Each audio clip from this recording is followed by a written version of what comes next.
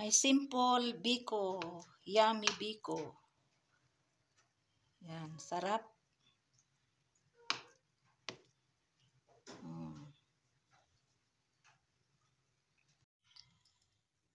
Nag-crave ako ng biko. Meron ako dito glutinous flour. Bali, 1 kilogram ito. So, meron pa ito. Gawin ko dito ay hatiin ko ito ulit. Hatiin ko. Niluto ko ito noon. Kailan ba ako nagluto noon? Kaya ito nag-crave ako ng biko kaya magluluto ako. So, hatiin ko ito. At wala akong gata o kaya yung commercial na gata sa can o kaya sa yung ganito sa pack. Wala. So, instead of gata ay ito yung aking substitute. Evaporated milk. And then, patakan ko ng, ng kunting vanilla syrup yung, yung pag naggawa na ako ng, niya, yung parang pinakamatamis niya. And then, meron akong brown sugar dito. Dala pa ito ni Japanese noon last May 21 siya pumunta dito until 27. So, meron siyang dala. Hindi niya naubos. Kasi pag breakfast, ito yung gamitin ko na na pang tea. Ayan yung white sugar. So, nagdala siya. So, iniwan niya ito. Brown sugar. So, meron akong gagamitin para sa biko. So, gawin ko dito ay hatiin ko and then hugasan ko at lulutuin ko itong glutinous rice. Yan, magsaing na tayo ng malagkit pilit. Kaya glutinous rice. 2 cups lang ito. Meron pang natira doon na 1 cup. So, ang gawin ko doon ay i-grind ko para makagawa din ako ng palitaw. Ayan. O kaya espasol. Na-miss ko din yung espasol. So, cover natin ito. Then, after this one, gawa ako ng yung tawag dyan. Itong evaporated milk, brown sugar.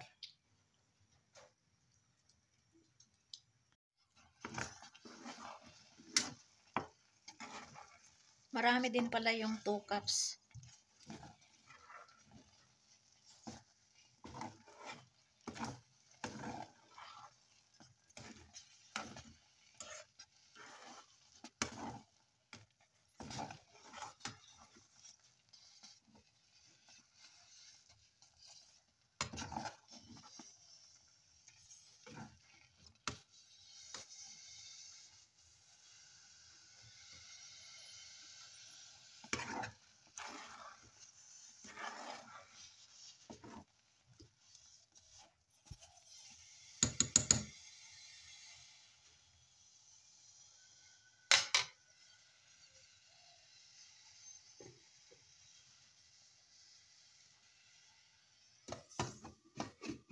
Cover natin din, turn off na natin ang flame kasi lulutuin ko na yung evaporated milk with brown sugar.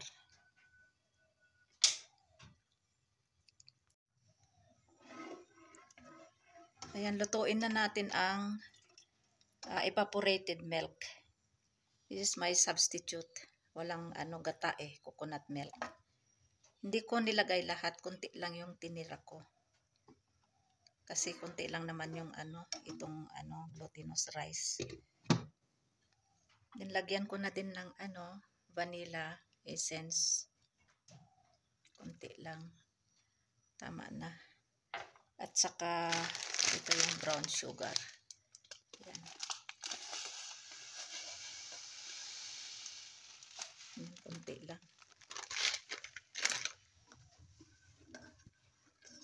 Hanggang lutuin natin hanggang lumapot. And then ilagay natin yung yung rice, cooked glutinous rice. Yan.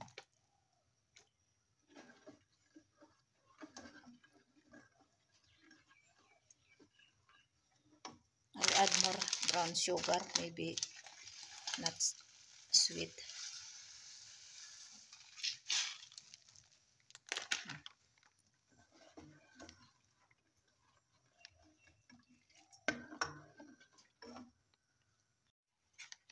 We can add also cocoa powder, optional, para may kulay-kulay yung biko. Ayan.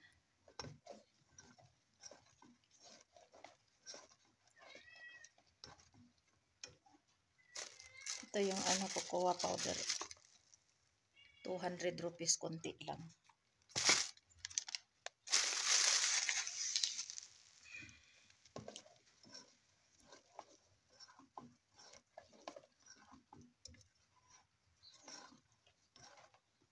Malapit nang maging malapot.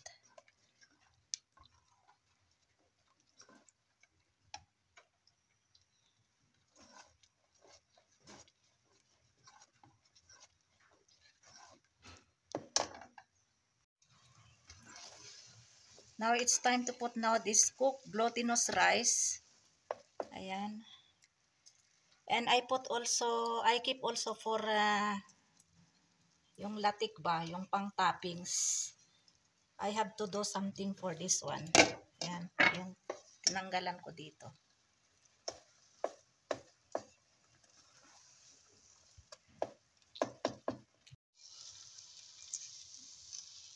Ang aking biko.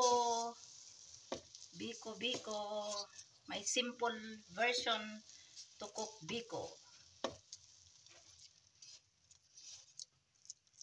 Check natin kung matamis. Kung tama ba yung sugar niya. Bismillahirrahmanirrahim.